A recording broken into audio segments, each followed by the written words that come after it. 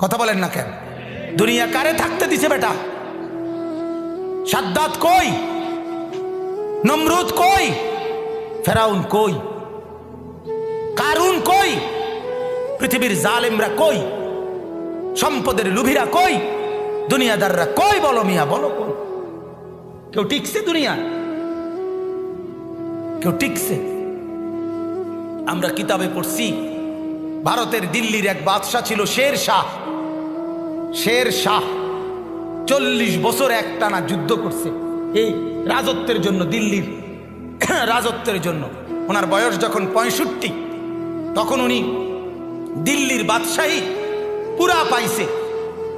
সেদিন পাওয়ার পরে একদিন আফসুস করে বলতেছে, হায় দুনিয়া, তুই আমারে যখন ধরা দিলি তখন আমার কবরে যাওয়ার সময় হয়ে গেল। মানে আজ 40 বছর মেহনত কইরা দুনিয়া যখন বাদশাহী নিলাম, তখন আমার কি শুরু হয়ে গেল? কবরে যাওয়ার টাইম। দুর্বল হয়ে গেলাম তখন। দুনিয়া মনি, দুনিয়া বড় ধোকা দেয়। সব গুছাইয়া দুনিয়ারে সাজাইবার পরেও, সব ক্লিয়ার হবার পরেও, বাড়ি দাড়ি বিল্ডিং টিল্ডিং এর কাম সব গুছাইয়া সারলে আমার বড় ভাইয়ের বিবি, আমার বড় ভাই আলহাজ হযরত মাওলানা মাহবুবুর রহমান আশরাফি, তার বিবি আমার বড় ভাবি, মায়ের মতো যিনি আমগরে আদর করছিলেন, নতুন বিল্ডিং করছে, অনেক কষ্ট করে কোনো রকমের রুমডি ঠিকঠাক করে উঠছে। এরপরে আপনার বুধবার দিন নতুন ঘরের বাজার করছে, চাল ডাল তেল সব কিনা, চালগুলো সব ড্রামের মধ্যে পড়ছে, তরকারি ফ্রিজে কুইটা রাখছে। বৃহস্পতিবার দিন স্ট্রোক করছে, শুক্রবার দিন জুমার নামাজের সময় কবরে চলে গেছে।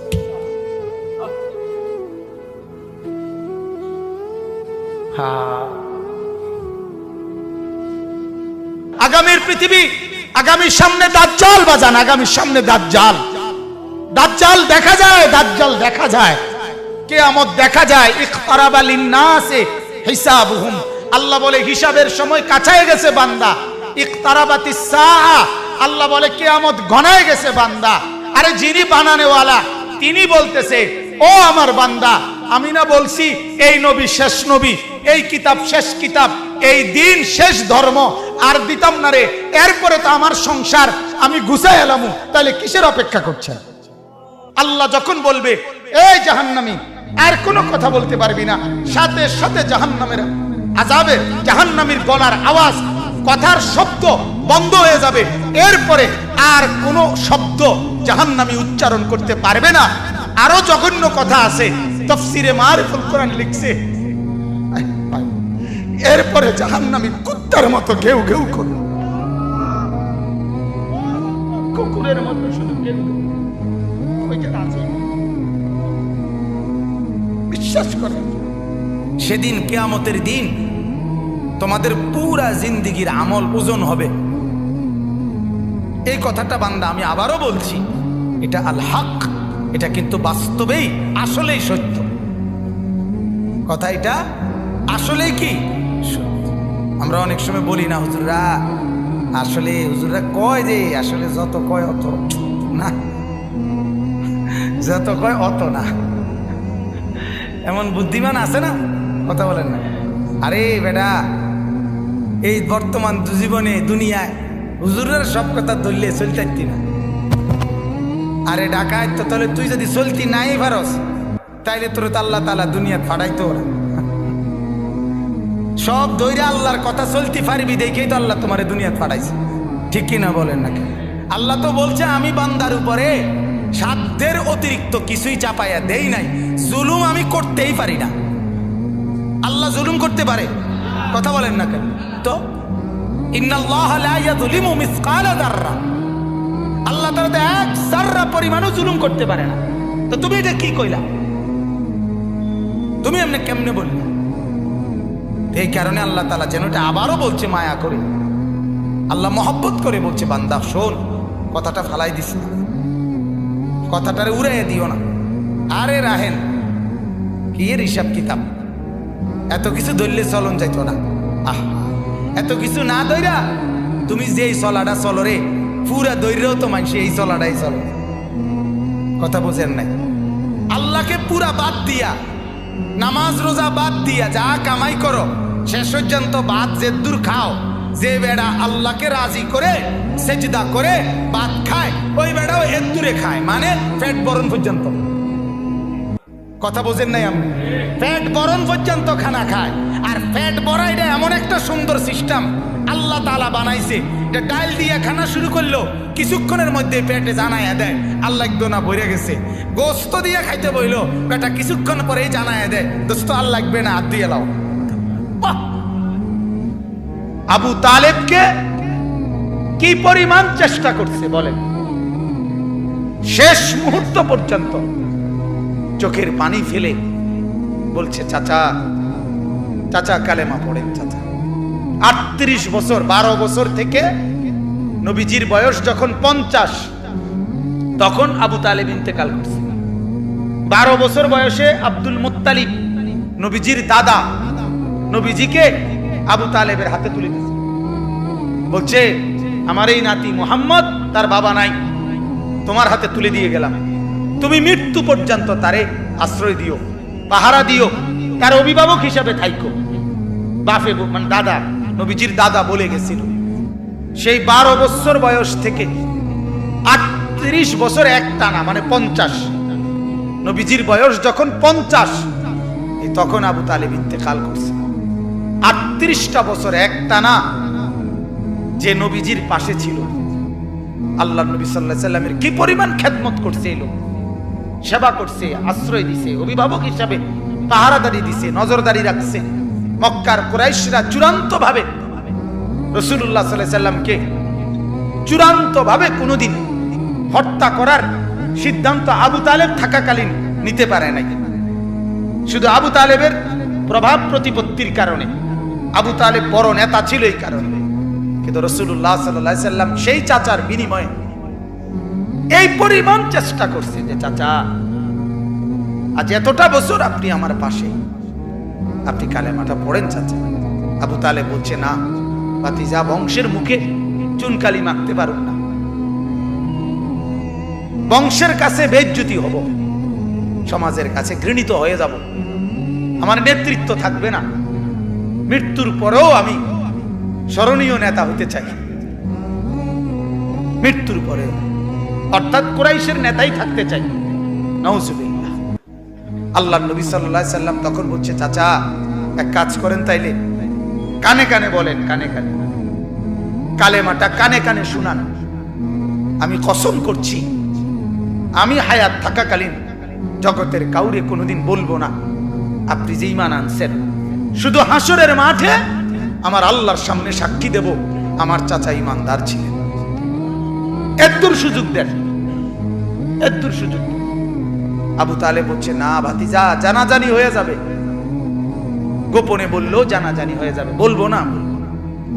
সর্বশেষ আল্লাহ নবী সাল্লাল্লাহু আলাইহি সাল্লাম অঝরে চোখের পানি ছেড়ে দিছে, কাঁদতে কাঁদতে বলছেন চাচা আপনি যদি ঈমান হারা হয়ে কবরে যান, আপনার কবরে আযাব হবে, আপনার জাহান্নামে আযাব হবে, আর আমি ভাতিজা মুহাম্মদ সেটা কেমনে সহ্য করুন চাচা? আপনি আগুনে জ্বলবেন, আমি এটা মেনে নেব কেমনে, মনটারে বুঝাই কেমনে চাচা? এই জন্য না এত বেশি আহাজারি করতেছি চাচা, আপনি পড়েন না কালেমা। আবু তালেব তখন বলছে আন্নারু খায়রুম মিনাল আর। নাউজুবিল্লাহ। আবু তালেব বলছে মুহাম্মদ, সমাজের কাছে বেইজ্জতি হওয়া এটার চাইতে আগুনে জ্বলা এটা ভালো। আন্নারু খায়রুম মিনাল আর। সমাজের কাছে আর মানে লজ্জিত, লজ্জিত হওয়ার চাইতে জাহান্নামের আগুনে জ্বলবো এটা ভালো। আবু তালেব বলল মুহাম্মদ জাহান্নামের আগুনে প্রয়োজনে জ্বলবো, কিন্তু বেজ্জতি হইতে দিতাম না। কার কাছে? সমাজের কাছে। কার কাছে বলেন না?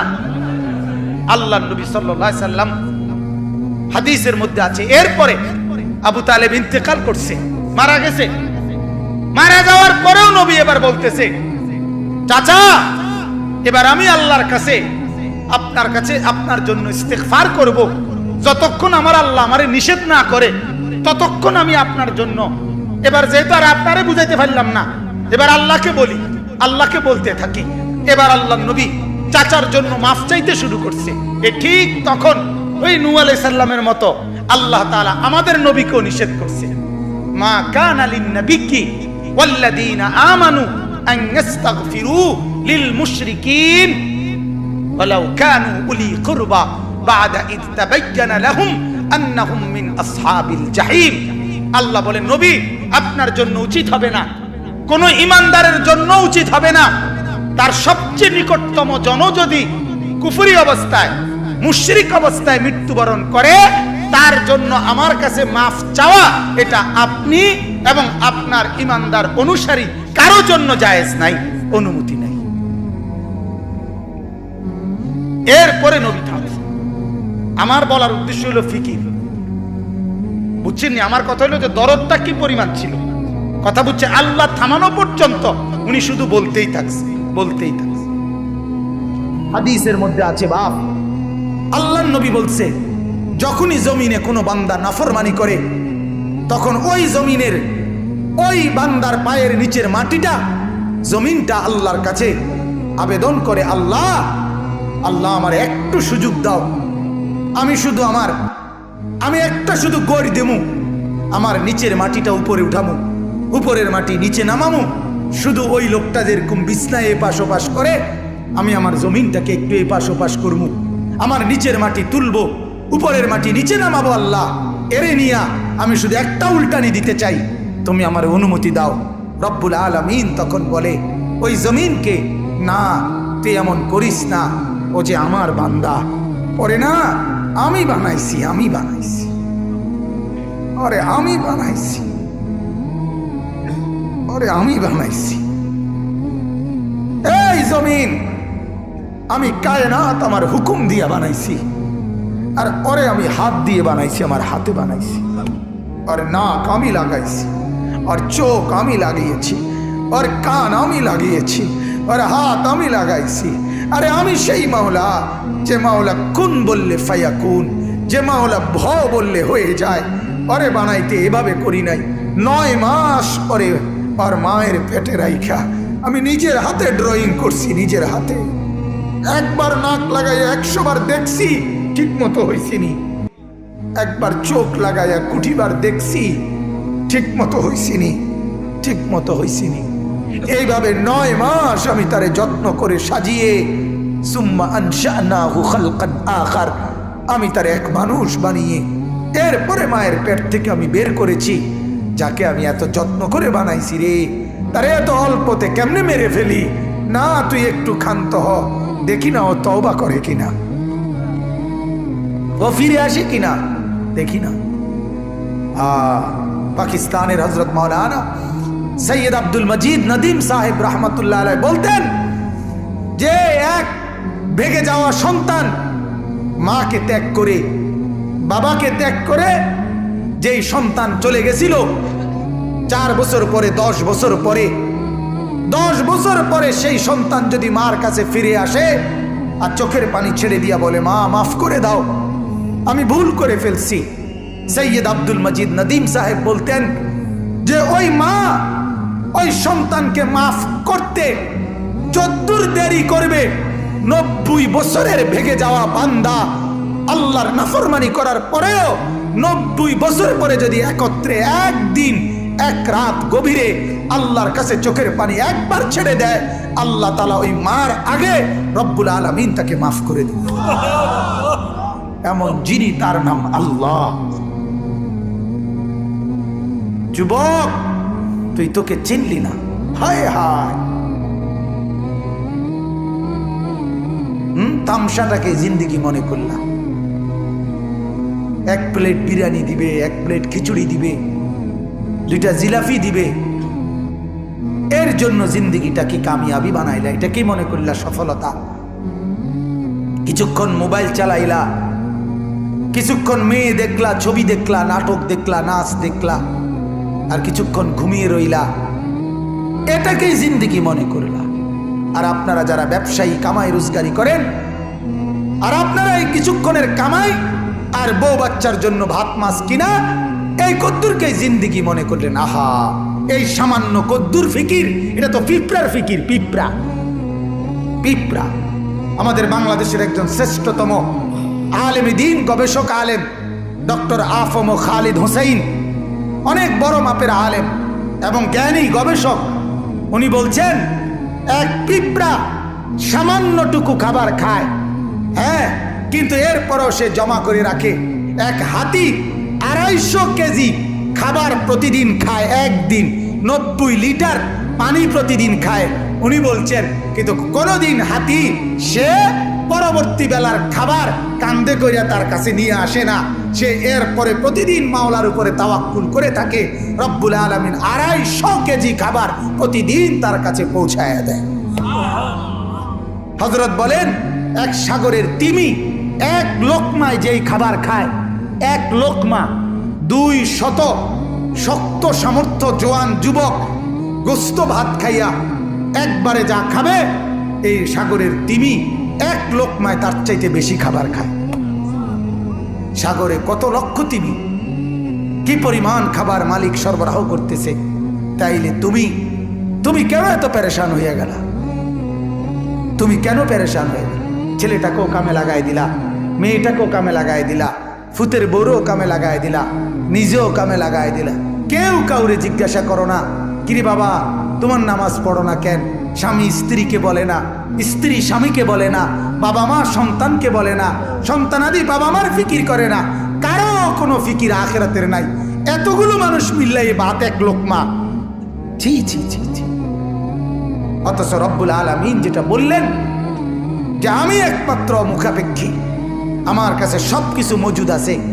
তুই বান্দা চাইলে তুই একজন না, লাউ আন্না আউওয়ালাকুম ওয়া আখিরাকুম ওয়া ইনসাকুম ওয়া জিন্নাকুম ওয়া যুকুরাকুম ওয়া উনুসাকুম, আল্লাহ বলে তোদের প্রথম ব্যক্তি, শেষ ব্যক্তি, পৃথিবীর শুরু এবং শেষ সব লোক যদি একত্রিত হয়, পুরুষরাও নারীরাও ছোটরাও বড়রাও মানুষরাও জিনরাও যদি একই মাঠে জমা হয়ে আমার কাছে যার যা লাগবে তা চায়, আল্লাহ বলেন লা আতাইতু কুল্লা ওয়াহিদিন মাসআলাতাহু, সবার চাওয়া আমি ওইখানে রাখকেই পূরণ করে দেব। মা নাফিদাত মিন খাজাইনি শাইউন, আমার ভান্ডার থেকে এক ফোঁটাও কমবে না। এমন যিনি তিনি আল্লাহ। তাকে ছেড়ে কোথায় দৌড়াচ্ছেন? আল্লাহকে ছেড়ে কোথায় যাচ্ছেন? আল্লাহকে ছেড়ে কোথায় গেলেন? যুবক, আল্লাহকে ছেড়ে কোথায় গেলা? নামাজ না পড়ে নর্তকী দেখে লাভ কি হয়েছে পর্যন্ত বলো না একবার। ওই মাদেরকে বলো না, মা এই পর্যন্ত বেপর্দা হয়ে যত মহিলা পুরুষকে দেখাইলা, মা কে তোমারে কয় টাকা চাঁদা দিছে এই পর্যন্ত? 2টা পয়সা তোমারে কোনোদিন দিছিনি, চাইয়া না গেল যা। কথা বোঝেন নাই? তোমারও তো দেখে গেল, কিন্তু দ্বিতীয় পয়সা তো দিল না। কি পাইলা? পাইলাটা কি দুনিয়া? অবুঝ মানুষ বুঝতে চায় না, অবুঝ সন্তান বুঝতে চায় না। তার সমস্ত দুশ্মনী নামাজের লগে, তার সমস্ত দুশ্মনী আল্লাহর সাথে। সে তার একটা বন্ধু, সামান্য একটা বন্ধু, তার এই সামান্য পরিচয়, তারও মন রক্ষা করতে সে রাজি, কিন্তু সে তার মালিকের মন রক্ষা করতে রাজি না। হায় হায় হায়, কি শক্ত পাষাণ। আল্লাহ আমাদেরকে বুঝ দান করেন। আল্লাহ আমাদেরকে, মহিউদ্দিন ভাই অগরে খাওয়াই এলাম না। ওই যে যারা শিক্ষার্থী আছে, ওই যে পিছনে যারা নিচে ওরা ডাক দিয়া বলে, ভাই তোমরা খানার লেগে যারা ঘুরতে আছো খাওয়াই এলাম না করে যান। কোন ওরা এই শিক্ষার্থী আছে, এটাই আমাদের দেশের নিয়ম। আমরা গ্রামে একতে আপনার মানুষের বাড়ির থেকে খুঁজতো, তো তার লগে একটা ছোট ফোলা আসিল। ওই বাড়িওয়ালারা দেরি করলে হেঁটে হেঁটে পুতরে খোঁচা দিত, দিলে হেঁটে শিক্ষার দিয়ে উঠতো, তো আবার হেঁটেই কইতো, এই বেকুবের মতো শিক্ষার তারা আইয়ের সাথেই হতো।